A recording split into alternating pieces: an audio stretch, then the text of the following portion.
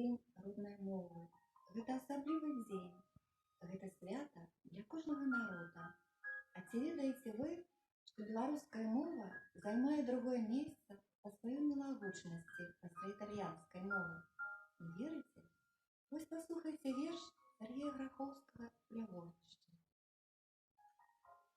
Над восеньскім полем адзіная зорка то знікне, то зноў задрыжыць угары. Павеяла дымам, вільготным і горкім з кастра, што, відаць, дагарэў без пары. Знаёмыя пахі сатлелай ігліцы я прагну ў абветраным полі лавлю і мару, да вогнішча мне прытуліцца і скрынку б знайсці, я агонь распалю.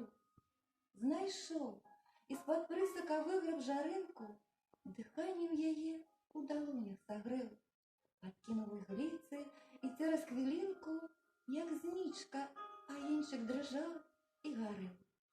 Я ўклечым прад ім, нібы вогнепаклоннік, прасіў не патухнуць, а жыць і гарэць. Дрыжаў язычок, і зялёненькі коннік да вогнішча выскачыў лапкі пагрэць. Агонь зашугаў, затрашчала ламача, гарачыя іскры ляцелі да зор.